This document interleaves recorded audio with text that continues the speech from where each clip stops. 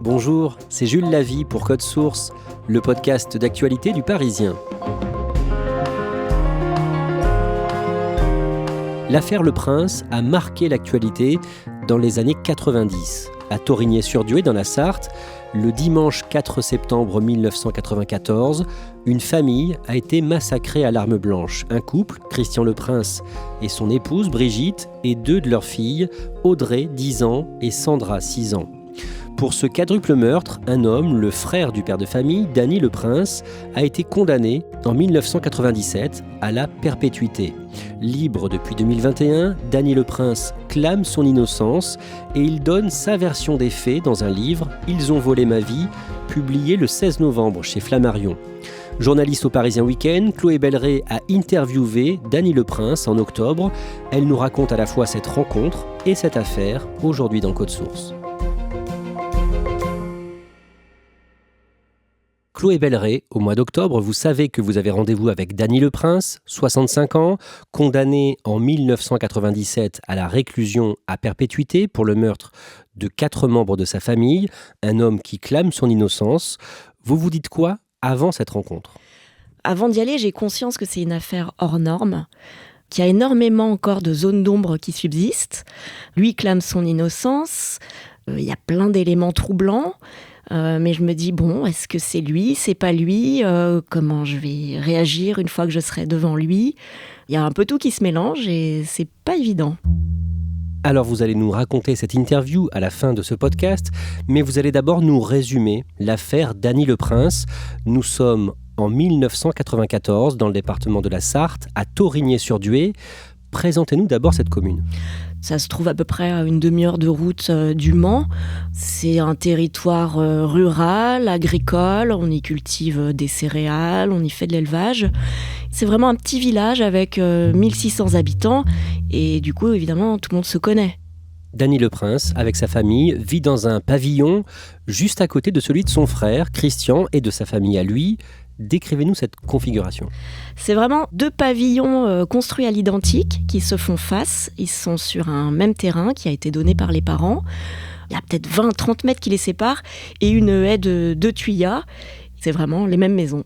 Dany Le Prince a 38 ans en 1994. Qui est-il à ce moment-là ? C'est un homme marié à Martine, Le Prince. Ils ont ensemble 3 filles. Lui cumule 2 métiers. Il est agriculteur le jour et la nuit, il travaille dans une boucherie industrielle.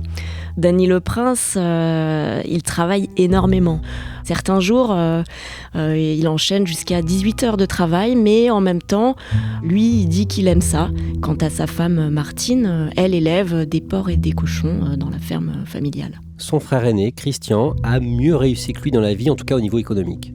Christian, lui, possède une carrosserie. Les affaires marchent bien. Sa femme, Brigitte, travaille à la poste et ils ne sont pas richissimes, mais enfin, ils ont des moyens. Ils peuvent envisager des travaux d'extension, partir en vacances. Christian a par exemple offert une belle voiture à sa femme, une Triumph.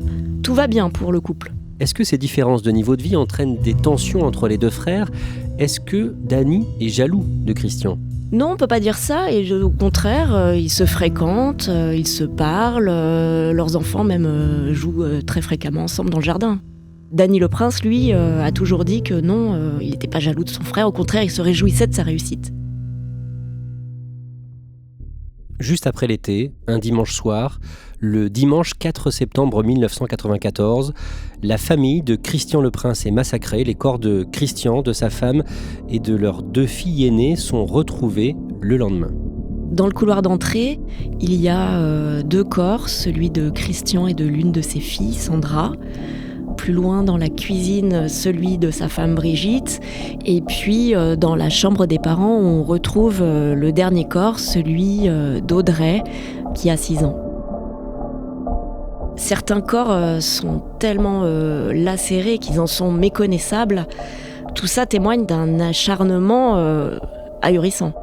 Au milieu de cette scène d'horreur, la petite dernière, Solène, qui a à peine plus de 2 ans, est retrouvée vivante. Elle est retrouvée saine et sauve dans une chambre en plein milieu du massacre. Et fait étrange, elle a manifestement été lavée et changée, sa couche est propre. Et la grande question, c'est pourquoi elle a été épargnée. Un document est également retrouvé. Oui, les gendarmes vont découvrir sur une table, posée bien en évidence, une reconnaissance de dette. Cette reconnaissance de dette, en fait, elle acte le fait que Christian a prêté de l'argent à son frère Danny en 86, une somme de 10 000 francs. Quelle pourrait être l'arme du crime ? Le crime a manifestement été commis à l'arme blanche. Et les légistes qui ont pratiqué l'autopsie concluent à l'utilisation de plusieurs couteaux. Simplement, un gendarme va se confier à une journaliste et dire que les blessures auraient pu être causées par une feuille de boucher, une sorte de gros hachoir professionnel. Et ça va marquer les esprits. Pourtant, sur la scène de crime, on ne retrouve pas de feuille de boucher, mais ça reste. Et tout le monde va se focaliser sur cette feuille de boucher. Juste après les faits, Danny et Martine Leprince, qui vivent donc à côté, disent n'avoir rien entendu. Chloé Balleret, cette famille massacrée à Torigny-sur-Dué, dans la Sarthe, ça fait la une de l'actualité. Tout le monde s'empare du sujet. La presse locale, la presse nationale. Torigny-sur-Dué, petit village sartois de 1200 habitants, est donc aujourd'hui en état de choc. La famille Leprince apparaissait comme une famille unie, une famille sans histoire. À Torigny, on parle d'un coup de folie. Venons-en tout de suite au quadruple meurtre de Torigny-sur-Dué. Le village est en état de choc. Ce sont les corps de Christian et Brigitte Leprince et de leurs 2 filles aînées âgées de 7 et 10 ans qui ont été découverts. Un meurtre particulièrement sanglant, c'est à coups de hachette que les 4 victimes ont été tuées. Il y a une nuée de journalistes qui débarquent dans le village très vite. Et puis la France se passionne pour cette histoire sanglante et tout le monde a envie de savoir. Et très vite, les soupçons se tournent vers Danny Leprince, qui travaille donc la nuit dans une boucherie industrielle. 3 jours après le massacre, le mercredi, il est interpellé et placé en garde à vue très longue. La garde à vue est prolongée et au bout de la 46e heure, Danny Leprince passe aux aveux. Il reconnaît avoir tué son frère Christian parce qu'il ne voulait pas lui prêter d'argent, dit-il. Mais 13 jours plus tard, le mercredi 22 septembre, Danny Leprince revient sur ses aveux. Oui, lors de la reconstitution qui est organisée, déjà il refuse d'y participer et il profite de cet acte judiciaire pour se rétracter. Et il nie catégoriquement avoir commis ces meurtres. Comment est-ce qu'il explique ces aveux qu'il a faits pendant sa garde à vue ? Il dit que à ce moment-là, il était à bout, il était épuisé. Il raconte que les gendarmes le menaçaient de mettre ses enfants à l'assistance publique, qu'il était insulté. Et puis surtout, ce qui semble être l'élément déclencheur, en tout cas c'est ce qu'il dit lui, c'est qu'à un moment donné, il entend un cri. Et ce cri, il le prend pour le cri de sa fille Célia, qui elle-même est en garde à vue à ce moment-là.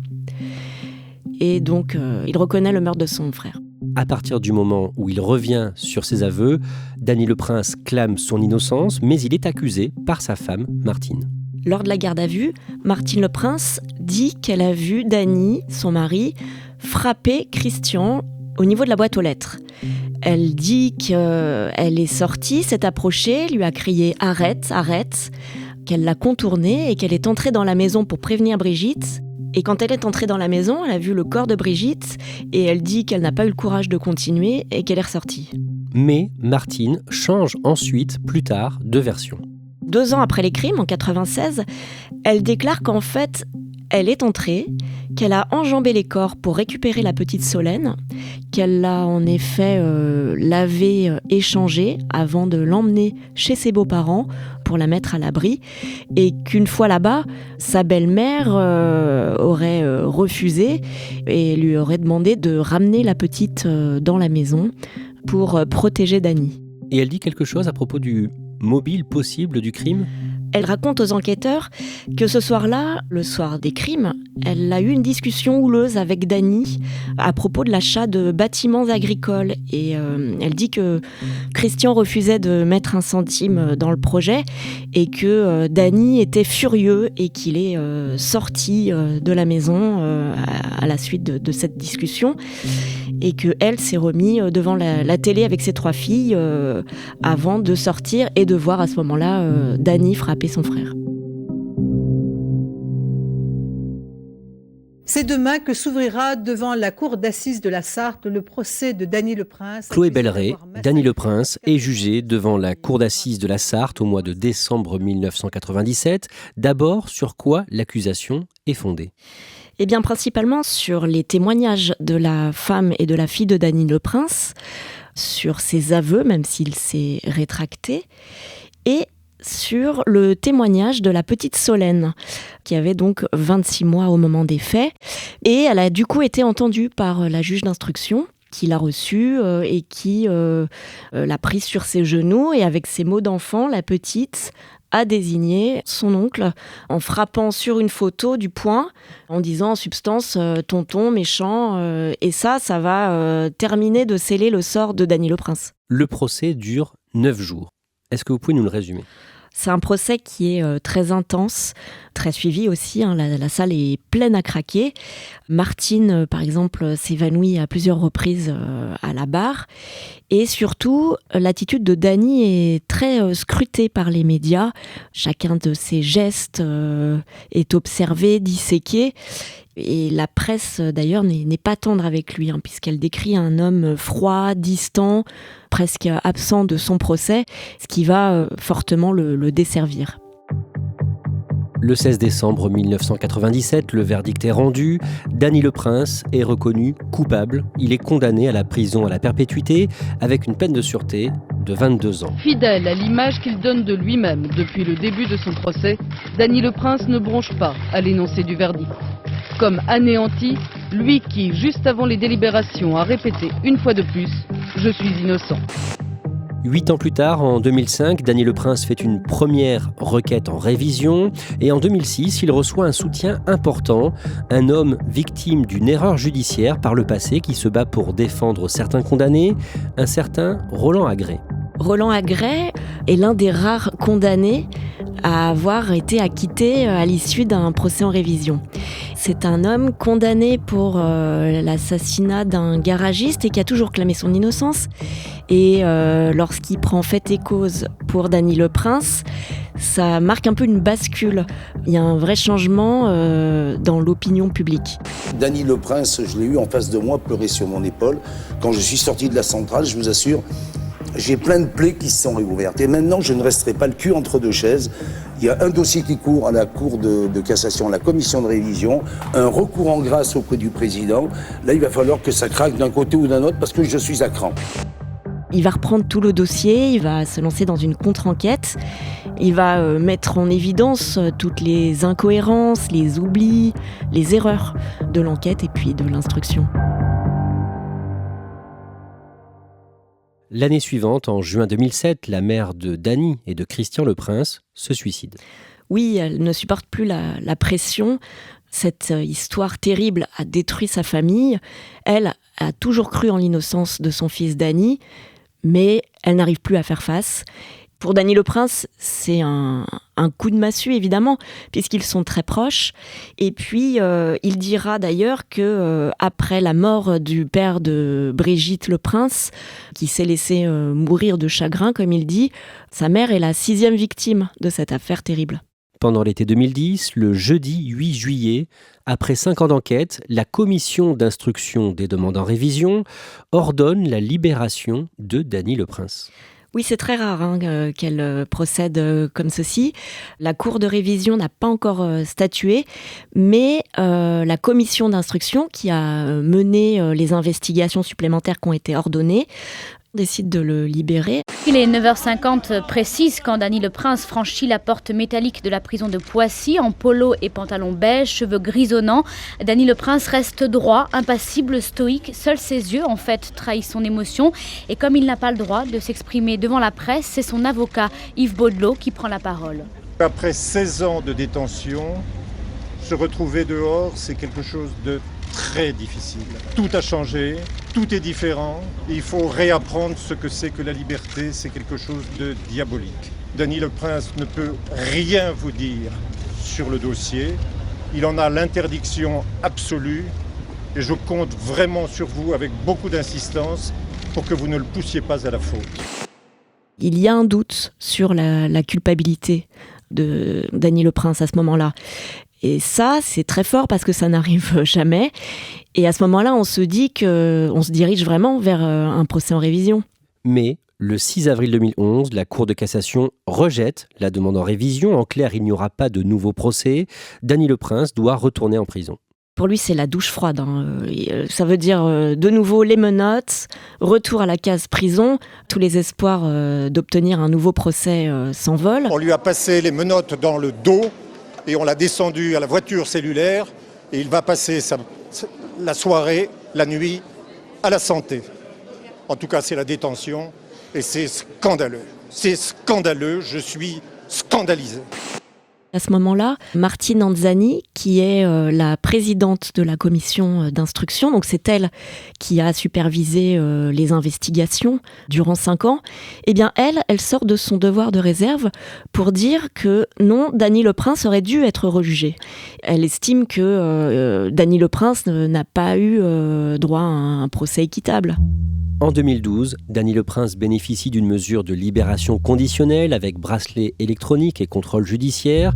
Il reprend du travail en tant qu'ouvrier agricole. En 2016, il est réincarcéré quelques mois pour avoir enfreint son contrôle judiciaire. Et depuis le mois de mars 2021, il a purgé sa peine. Il est libre à nouveau et libre également de s'exprimer sur l'affaire, ce qu'il n'avait pas le droit de faire jusqu'ici. Chloé Belleret, Dany le Prince travaille alors à l'écriture d'un livre qui sort en 2022, le 16 novembre. À cette occasion, pour le Parisien Week-end, vous le rencontrez le 26 octobre chez lui, près de Marmande, dans le Lot-et-Garonne. Il vous paraît comment ? Il a vieilli, les cheveux ont blanchi évidemment depuis le procès, mais il n'a pas tant changé que ça. Ce qui me marque, c'est que c'est un homme posé que je rencontre, qui s'exprime calmement. Je le sens pas du tout animé d'un esprit de revanche. Lui, ce qu'il cherche vraiment, avant tout, c'est de faire reconnaître son innocence. Et c'est pour cette raison, d'ailleurs, qu'il a déposé une nouvelle requête en révision. Requête déposée en mars 2021. Chloé Belleret, dans son livre, Dany le Prince rappelle les nombreuses zones d'ombre de ce dossier. Il y a d'abord cet ADN masculin non identifié que les expertises vont mettre en évidence sur plusieurs supports, dont un couteau qui est retrouvé sur la scène des crimes. Il y a également une empreinte de Doc Martens retrouvée sur les lieux du crime, de taille 41, alors que lui fait du 44. Il évoque aussi un autre fait troublant, c'est l'absence de sang retrouvé sur ses vêtements, les vêtements qu'il portait le soir du crime, notamment un jean qui a été expertisé, alors que la scène de crime est un bain de sang. Chloé Belleret, dans son livre, Dany le Prince accuse son ancienne femme Martine, qui a repris son nom de naissance, Compin. Dany le Prince laisse entendre qu'elle est impliquée dans le quadruple meurtre. D'abord, il rappelle qu'elle a changé de version à plusieurs reprises et il met en avant sa proximité avec plusieurs personnages clés de l'enquête à l'époque, en 1994. Il met en avant ses liens avec le major de gendarmerie du Mans, donc un proche de l'enquête, qui rend régulièrement visite à Martine, en dehors du cadre de l'enquête précisément. Et puis, il pointe aussi la présence auprès de la juge d'instruction d'un jeune homme, stagiaire, que Martine le Prince connaît très bien, puisqu'elle l'a gardé lorsqu'il était enfant et qu'elle a conservé avec sa famille des liens très étroits. Pourquoi Dany le Prince insiste là-dessus ? Lui, il a toujours soutenu qu'il avait l'impression qu'elle était renseignée sur l'enquête et qu'elle faisait évoluer son récit au fur et à mesure des révélations et des rebondissements de cette enquête. Autre élément, Chloé Belleret, Dany le Prince estime que quand il a été présenté à l'époque, avant le procès, comme le boucher de la Sarthe, cette image était particulièrement trompeuse. Lui, il dit qu'il ne connaît rien au métier de la viande et qu'en réalité, personne n'a cherché à savoir ce qu'il faisait vraiment à l'usine. Or, lui, il était derrière une machine qui fabrique des steaks hachés. Il dit même que le sang le révulse carrément et qu'il n'a jamais tué une bête de sa vie. Et il va même plus loin, il ajoute qu'à la ferme, c'est Martine qui s'occupe de tuer les bêtes. Dany Le Prince prend bien soin de rappeler aussi dans son livre ce qu'a dit son ancienne femme Martine à plusieurs personnes pendant l'enquête de la commission de révision. Durant les interrogatoires, Martine Compin a régulièrement des trous de mémoire. Elle revient sur ses déclarations. À plusieurs reprises, elle dit cette phrase « J'ai peut-être tué quelqu'un ». Et ça, elle le dit non seulement durant les expertises psychologiques dont elle fait l'objet, mais aussi devant la présidente de la commission d'instruction. Chloé Belleret, vous nous le disiez, Dany Le Prince est quelqu'un de calme, posé, mais à un moment, pendant l'interview, il craque. C'est même un moment assez émouvant parce que c'est un homme qui jusque-là a toujours été sur la retenue, il est assez pudique. Et là, il se laisse complètement aller à un moment où il évoque Martine Anzani, la présidente de la commission d'instruction, parce qu'il dit que finalement c'est la seule qu'il a vraiment écoutée et qui accordait du crédit à ses déclarations. C'est vraiment la première fois au fond où il se sent écouté, où on accorde de l'importance à ce qu'il dit et qu'on ne le considère pas comme un coupable point barre. Chloé Belleret, les 3 filles de Dany Le Prince et de Martine Compin, elles sont restées proches des deux ? Non. En réalité, elles ont coupé les ponts avec leur père il y a bien longtemps, dès 1994, au moment des faits. Et elles sont restées très liées à leur mère. Dany Le Prince, lui, a essayé pendant son incarcération de garder le contact. Il leur a écrit des lettres, mais il n'a jamais reçu de réponse.